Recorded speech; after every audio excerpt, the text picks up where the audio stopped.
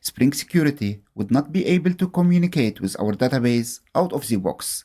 So in this video, we will create the repository to establish that communication between WebAuthn and our database. Inside the repository directory, let's create a new class under the impl package and call it GPA Public Key Credential User Entity Repository. It's a long name, but it tells you exactly what this class does.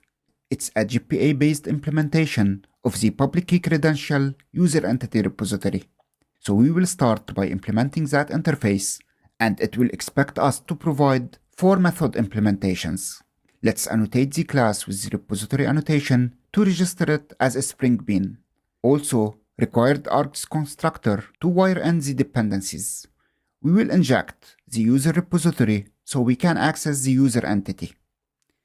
Starting with the first method, findById, the method receives an ID of type bytes.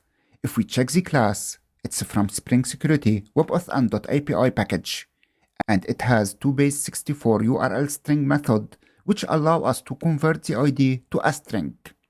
So, in the user repository, we will return optional of type user, and we will call the method findByExternalID, which takes a string of external ID.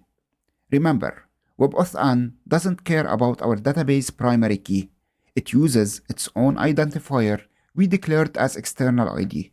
So, we will always map the WebAuthn ID to our external ID. Back in the repository implementation, we start by declaring string external ID and assign it to the value ID 2 base 64 URL string. Next, we return user repository.findByExternalID, passing in the external ID, and then we need to map the result from user to expected public key credential user entity. So if we check it out, it's an interface with a single implementation, immutable public key credential user entity, which happens to have a private constructor, but luckily it has a builder which we can use without creating our own implementation.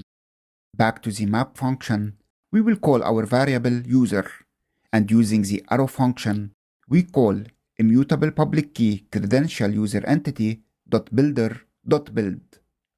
Now we need to map the values from our user. So for the ID, we will assign it the value bytes.fromBase64, passing in the user.externalID. For the name, we will map it from our user.getUsername. And finally, for the display name, we will set it from user.getFullName. We need to have or else return null in case the user doesn't exist.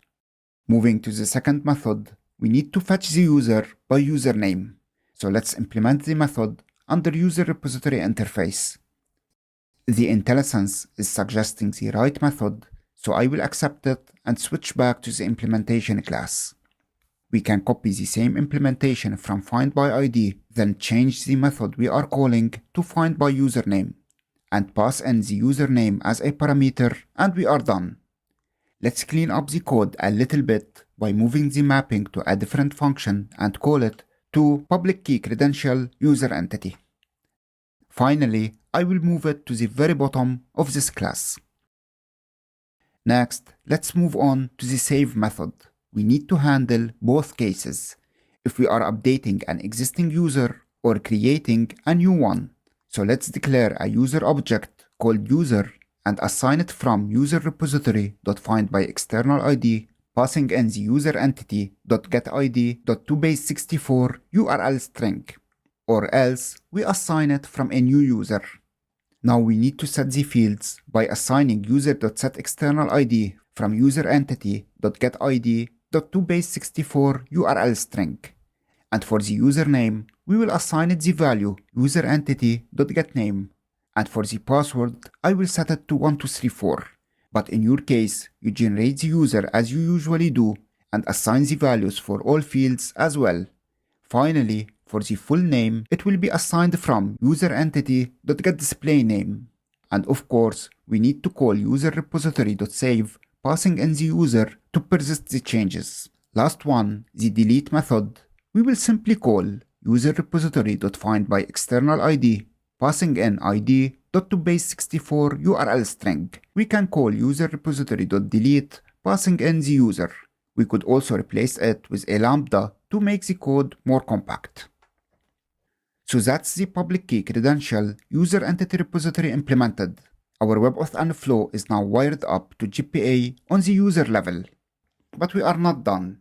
In the next video, we will implement the user credentials repository, which is responsible to save and retrieve passkeys for each user. And it's the final piece needed to make it possible to log in and register passkeys using a database. See you there.